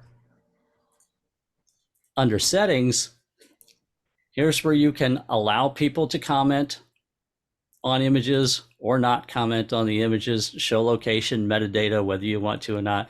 And here's where you can allow people to download images from your gallery or not. So I have some of my event galleries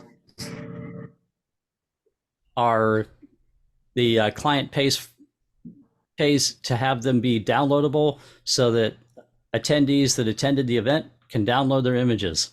So all I have to do is turn this on, and now anybody that wants to can download these images. If I turn this off, then they're not downloadable. So let's turn this on. Let's make this an anyone can view public gallery. I'm going to copy that link and done. So now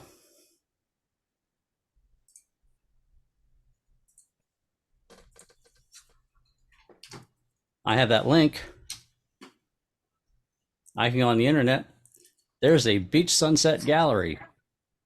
And I can say, since I made it available, that image, I could download that image now.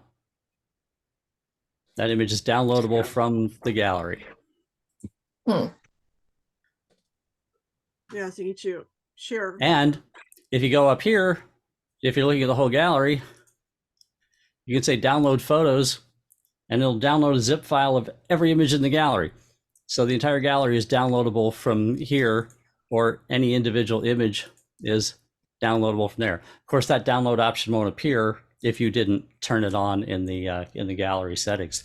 But this is great for proof galleries for clients. Sending images. I've got some real estate clients that don't want to use Dropbox. I just send them one of these, and they just they go here, click this button, download, and they get a zip file with all their photos.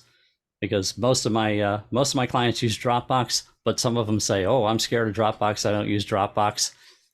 This is simple for anyone in the world to use. Good for sharing with your family, pictures with your family. Mm-hmm. So in regular Lightroom,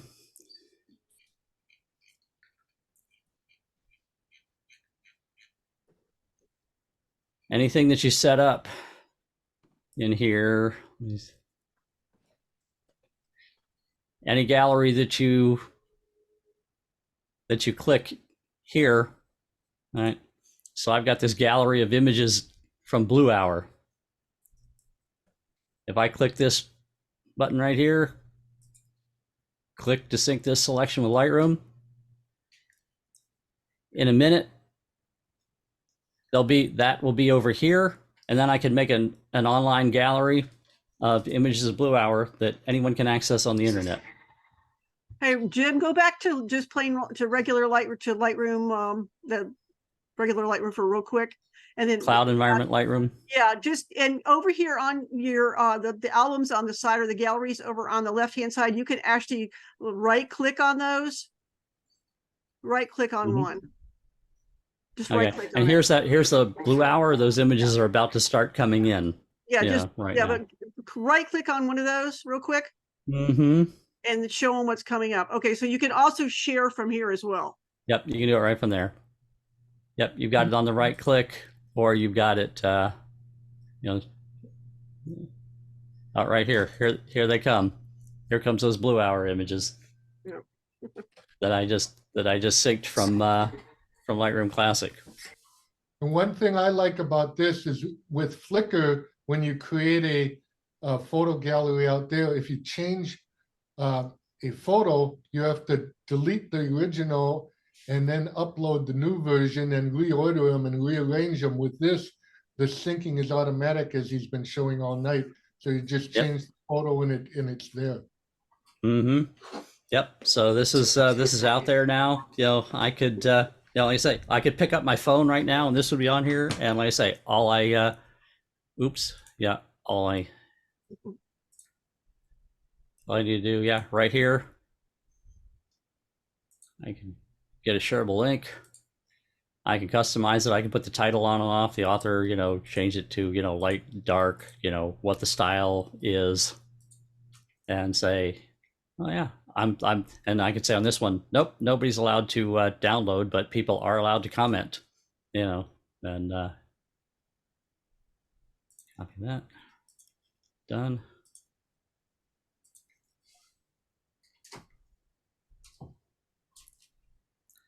There's an online public web gallery. Yep. That I could share with anyone. Blue Hour pictures. Yeah. It's on the internet now. Yep. That's one of the beautiful things about this system. That just took like 3 minutes, to have something from Lightroom Classic to a publicly accessible gallery on the internet that looks nice and professional.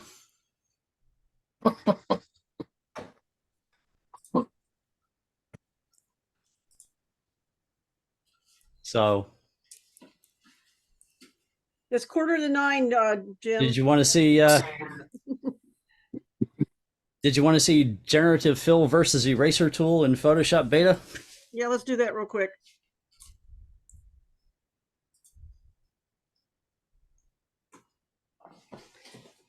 Yep, you've got the delete brush now, the remove tool in regular Photoshop. The generative fill is in the beta, and there are some distinct differences between them. So that we'll touch that really quick here. One of the things to know is the remove tool works locally in your computer. So whenever you use it, it's faster. It is faster than generative fill. Generative fill happens on Lightroom's computer, not your computer. So you must have an internet connection to use generative fill. And that's one of the reasons it takes longer. Your image goes up to Adobe, it happens on their computer, it comes back. So internet connection is required for generative fill to happen on their end. The remove tool happens locally in your computer. But what I thought I heard you say, the last time I looked at it, remove tool was only in the beta. Now it's back. Now it's in the actual. Remove tools in real Lightroom. Yeah. I mean, real Photoshop. Remove tool is in real Photoshop. Update. Yeah, you have to have the latest update. Yeah, it updated about 2 weeks ago.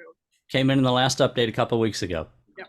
That Lynn is absolutely right. So this tool right here, the remove tool, is in real Photoshop now, but generative fill is still only in the beta. So that's one of the differences between them. One of the other things to know about is remove tool uses data that exists in the image you're working on to fill in where it needs to fill in. And because it's using data from your own image, when it fills it in at the same resolution as your image that you're working on. When you're using generative fill, it has a limitation of up to 1024 by 1024. That's the resolution that it can work at. So it will not necessarily, especially if you exceed those dimensions where you fill, it will definitely not match the resolution of your original image. So I'm going to do a little comparison for you here and let you see. I've got this image right here, and I've just cut part of it off like it's not even there. So we're going to pretend that's not even there, and we're going to fill this in. So you can use the remove tool, which is going to sample from this image to determine what it fills in there, and it's going to be a resolution match. Can you do that again, Jim? I'm sorry. I'm Do what again? whatever you just did and whatever you were just explaining. I'm so lost. I'll repeat it. Now you see how fast that's working? That happened locally in my computer, and it picked other things from this image to fill in. That's the remove, or is that the That's the remove tool. Okay. Okay. So let me go over here and let you see. It's basically it's removed where the remove tool, filled in, and the white area. the remove tool, you can fix things by brushing over it, and it'll attempt to rebuild things. Yeah. It actually was doing better earlier this evening. Yeah, but it's doing things at the same resolution of the original image, and it's basically taking other parts of the image, and doing some assembly, to do it. Actually, it did a much nicer version earlier tonight when I tested that. Go there. Now, yeah, back there. Let me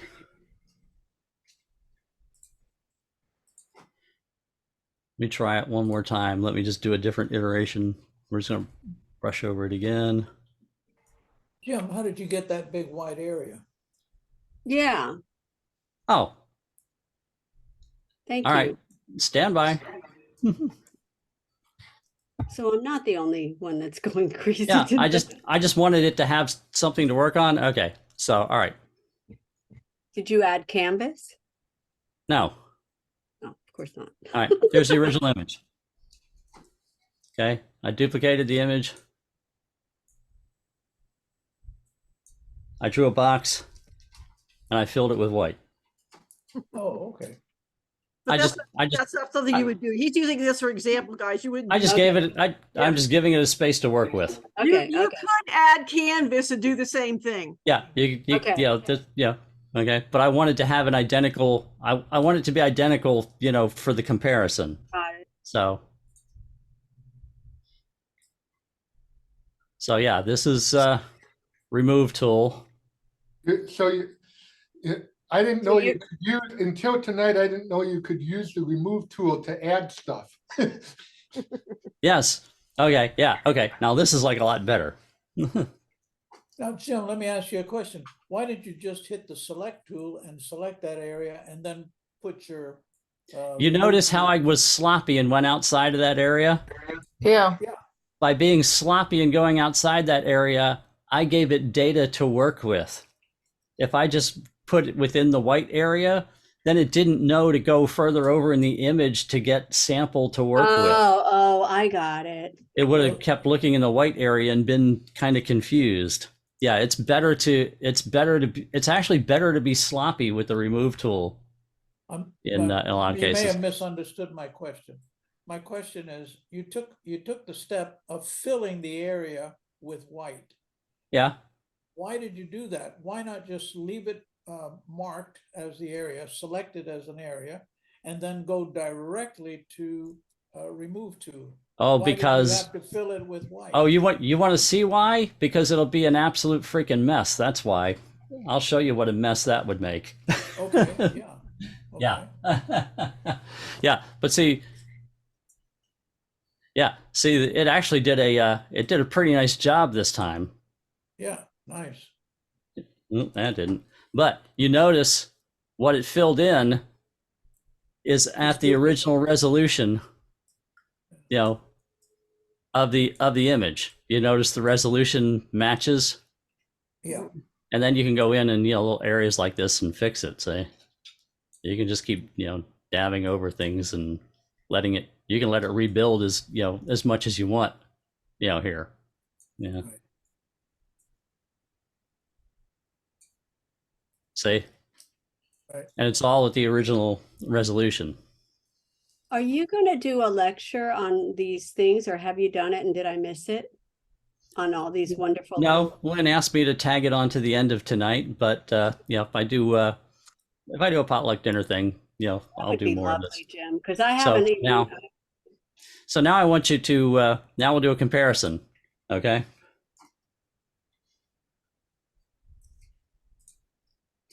Here's the same thing, and we're going to do generative fill.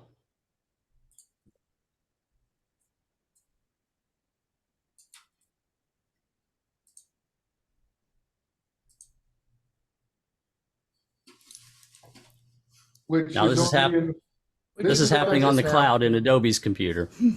Where did you click at? Yeah, thank you. All right, Beta. I'll undo it and back up. Okay. You have So to, I'll draw a first we go to the selection. bottom. you I'll have to draw select a selection. See right here, the button that says generative fill. Okay, all right. You click that, and then you say generate. and this is only in the beta. So Right. you have to download the beta Yeah. to do this. The other thing I just did is in the real Photoshop. Yeah. The remove tool is in real Photoshop. This is in the beta, but the Oh, beta. that does a nice job. Yeah. Ah, you would think. Uh-oh. Uh-oh. But wait, there's more. But look at the resolution. Oh, it's yeah, I see what you're saying. Wow. Look at the resolution of original image. Right. Look, generative fill is limited to 1024 by 1024 right now. You exceed that. It's not working at the resolution of the original image. Okay. Whereas this, see that this is the working at the resolution of the original image. Generative fill is not working at the resolution of the original image. Now, depending on what you're doing and, you know, and what you can get away with, you know, putting stuff on the web, you know, or whatever, like you say, you looked at that and was like, oh, you know, yeah, that looked good, you know, until you saw it close. But even once you do generative fill,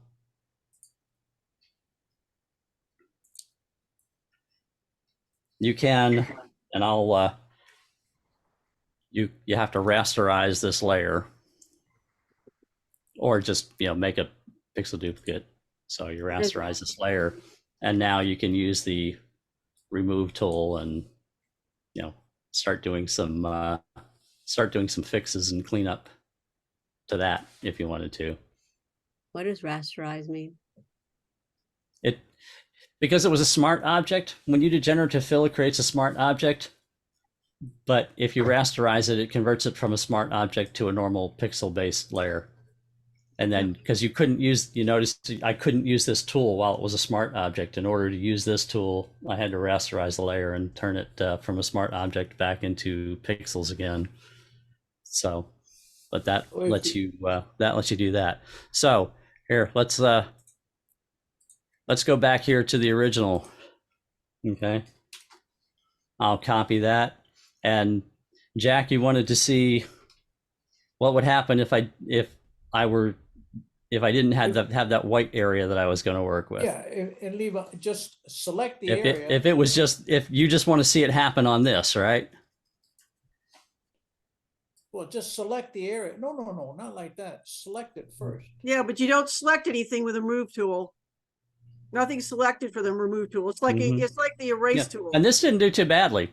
The Yeah. remove tool didn't do too badly. It pretty much did the same thing. Okay, but here. Right, select that, and now do the remove.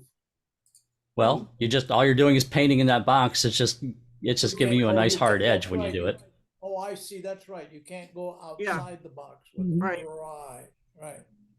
Yeah, that's pretty much the same thing. It's all but, straight lines, yeah. Okay, so now I understand a little bit better. Yeah.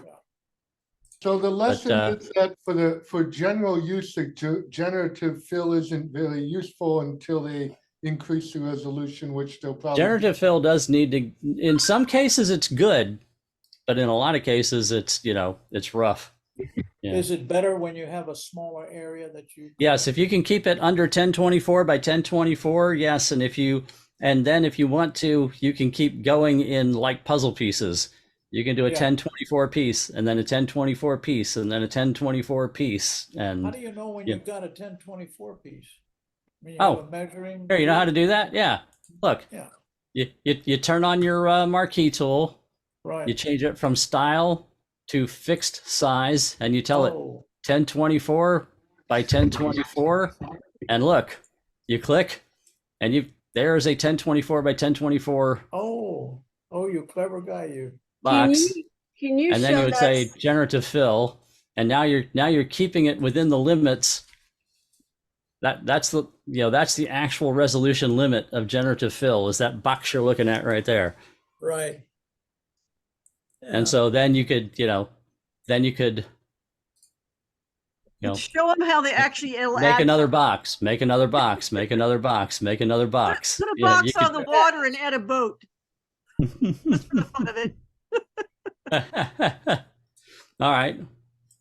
So that's the now you see where that box is. You type something in Big right there. boat. This is the fun part. Mm-hmm. It'll take a second.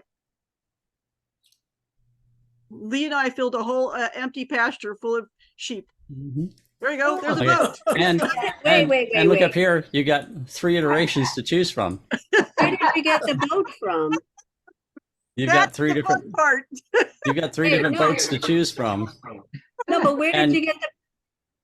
You What? just plug in the words. It's Huh? AI, it's AI. It's AI, dude. It's AI. No, but I mean, where did the boat come from? Where did you find the boat? It came from Adobe's computer. It's from it's artificial intelligence, Diana. Okay, yeah. Yep. Well, right now, And so- Diana doesn't have any intelligence, but I didn't see where you got it. I don't know. And how so you now did I it. have 3 more It's a hard boats. boat.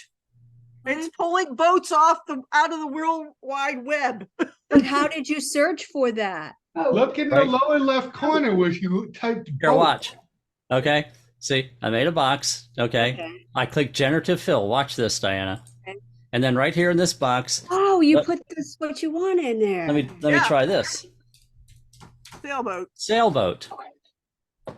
Hit click, and it Mhm. gives you 3 choices. Oh, And then holy- you can keep regenerating and get, how many boats, you can have all different kinds of boats. Yeah. Okay. Oh, I So there's a missed sailboat. that Now, step. look up here, follow my mouse, look up on the right-hand side. You see Yeah, that? you got choices. Yeah. There's another sailboat. There's another sailboat. Now, if you don't like any of those, or you just want to see more options, you click the generate button again, and you won't lose your 3 in case you decide you really want to go back to this one. But every time you hit generate, you get 3 more. Okay. Can you If change it's a the sunny size day- of them? Jim, If- So there's 3 more. can you show how you set up that marquee to be 24 by whatever? The Yep. marquee tool, Yep. please. You click the marquee tool. Right up Okay. here under style, you're used to seeing it say normal. Right. Okay. Which means draw whatever size you want. Right. Okay. Okay. If you change it to fixed size, you can type in these boxes, any numbers you want.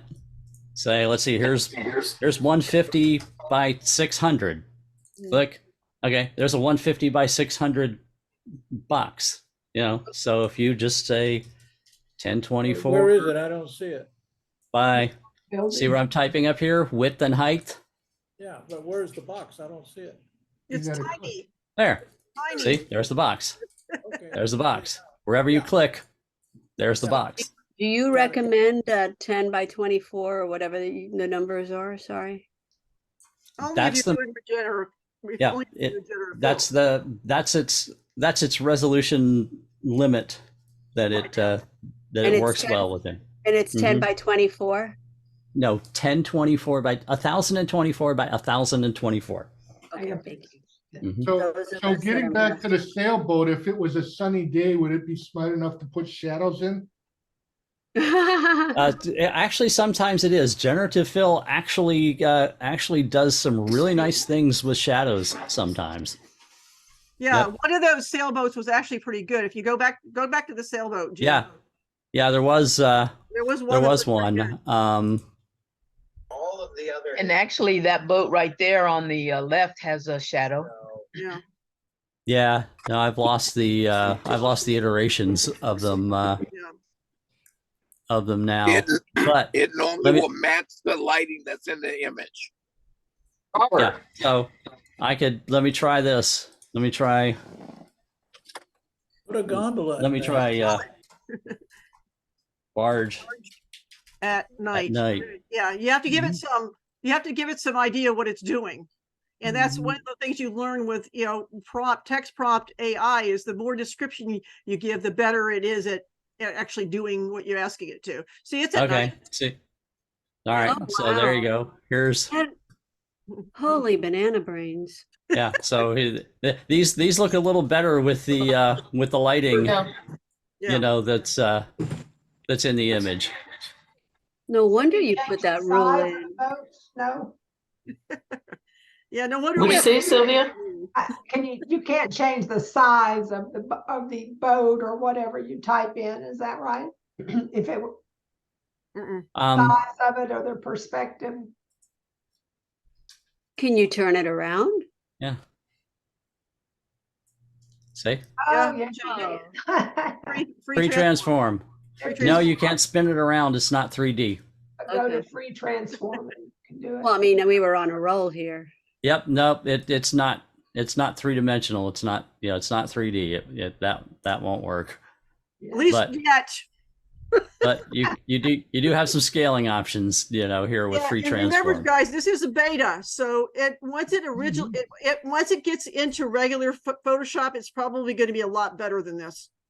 Mhm. Now, let me One ask. one thing it has a really horrible time with is hands. Yeah. It cannot get a human hand right to save its soul. That's Now, Jim, the situation in all AI, guys. All AI, some of them are better than others, but some of them and Adobe's is relatively new compared to like Midjourney and Stable Diffusion. And Midjourney is just now getting to where the hands and the faces are somewhat normal. There's still a lot of them that are not, but yeah, Adobe's got a way to go. So, but they've come a long way pretty quickly. So, Jim, how did you go from the classic Lightroom that you were working in to the beta one? Did you have to switch programs? No, this is Photoshop, not Lightroom. I'm sorry. Well, how did you switch from Photoshop to the beta, or did you, or you've been working on beta the whole time? No, if you look down here, I have both Yeah. installed on my system. I Photoshop understand. Beta is the white icon. Regular Photoshop is the regular, blue icon. I just launched, the Photoshop So- Beta. Jim, So- go up to your cloud, your Adobe Cloud app thing, and show them where they can pick it up. Mm-hmm. Just go up into the app and you can show it to I was a them. little confused. I thought you had switched from one. Yeah, Photoshop as long as you've program got to you're the signed other. into Adobe, go into your Adobe Cloud. your account, Mm-hmm. and if you And if scroll you go down to, apps, you have to go to apps, okay? And right here, see where it says Beta Apps, right here? Yeah, yeah. click on that. There. Photoshop Beta. And yeah, in my case, it's there, so it says open, but you would say download. Yeah.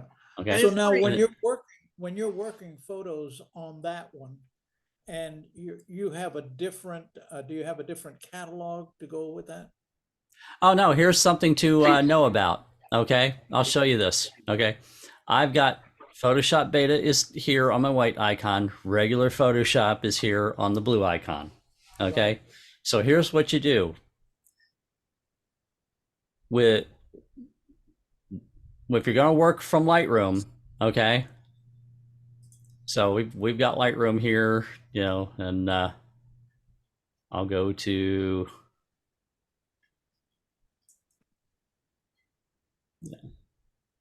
Yeah, I'll just go here for something. All right. Now, I can choose whichever Photoshop to open. Right. Whichever Photoshop I open from here is the one Lightroom will send the image to for editing when you say you want to edit an image in Photoshop from Lightroom. So if I launch Photoshop Beta right now, Right. Can't, even when you do a Command E though, I mean on Command E will send to whichever Photoshop is open.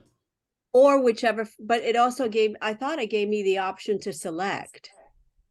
There's Sometimes an it option to select other, other apps. No, in it there. will also give you an option for the other Photoshop as well, Jim. Yes, it does. Okay, Yeah, because I've so done that. I go here, edit in. I get edit in Photoshop 2023 or other application. No, I think once you click 2023, if you've got beta open, it will click on that and see what it says. Yeah. Well, Yeah, and sometimes it'll- see, I have beta open, and this is going to send it to beta. Oh, okay. It's going to send it to whichever one is open. See, this is Photoshop beta. It sent it to which one I have open. It But doesn't if give I me a had choice. neither one of them open, I think it asks you which one it wants to It go. does. Oh, if neither one is open, okay. It does, Yeah, no, it that makes does. sense if neither one is open. But if you have one of them open, Right, that's where whichever it'll one go. is the one that is open is the one that it will go to. Got it. But Yeah. on my machine, I have regular Photoshop open and the beta is not open and my selection is edit in Photoshop beta. But I think that's because I went into the settings for edit in and told it to do that. Yeah, okay, yeah, you just, you told it that was by default. That's the default you wanted to go to. Okay. So is the generative fill the primary difference between the beta edition and the regular Photoshop? The difference right now is one has generative fill. Right, that's the only difference right now. To get That's, yeah, the only functional difference that I am aware of. Okay. Mhm. And a month ago, the only difference was that beta had a remove tool and regular didn't. So it's always going to change. Yeah. Mhm. Yeah. Yep. While you're in Lightroom, Jim, let's show them the latest update. Hopefully you've got it. Did you use this? Did you do the update that came out this past week? Yeah, for what option? The HSL, show them how to use the option or alt key. Go into develop. And then go down to your HSL and use your option key or your alt key on there. I don't know. Yeah, Where are you? just like you do with sharpen, use your option or alt key. Yeah. And what it does is it takes the color. It should show you, if you do the blues, it only works on the blues.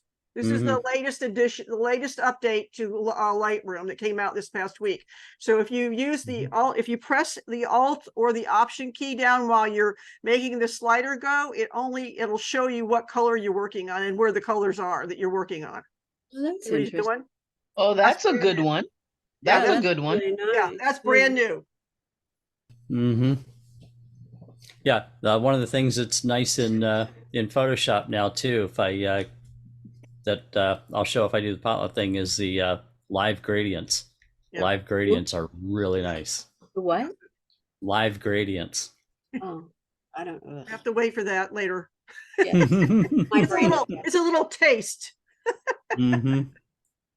Okay, guys, it's like 9:15 almost. So I think if anybody have any questions? I just want to emphasize to people that aren't familiar, if you're brand new to this, you're going to want to play with this a little and come back because Jim gave it a lot of good tips that probably went right over your head if you're brand new to this. Yeah. That is the understatement. Oh, like I said, when I got asked to do this, I was like, okay, you're going to want to go back and replay this and follow those links I gave you to those 2 pages from Adobe if you have questions and want to look at things, because it is a very, very deep and complicated subject. Robert, the And- next time we work. That's what we're And doing. trust me, I didn't even go down the rabbit hole into some of the things there that, the I think further we're you go grateful. into it, the Yes, the more important things there are to know. You mean you dumbed it down for us? That was that believe it or not, that was the Reader's Digest version of that. Oh my God. Hey guys, I figured it out, so you guys can too. Yeah, right. Nah, that doesn't work. Thank you. Good night, everybody. All right, good night. All right, It's been good night. great. Good Have a good weekend. night. Good night. Great, Jim. Thank you. Hey, Thank you, Jim, Jim. Thanks. stick around for a minute, please. I need to ask Okay. you a question. Who are you talking to? Who did you say? Stick around. Thank you, Jim. Excellent. Just Jim. Oh, Okay. All right. See y'all later. Bye-bye. bye. Bye, guys. You said just Jim. You said just Jim, right? Just Jim. Yeah, you can go, Robert. I just have a quick question for him on something. Okay. All right. See ya. You guys. Bye, everybody.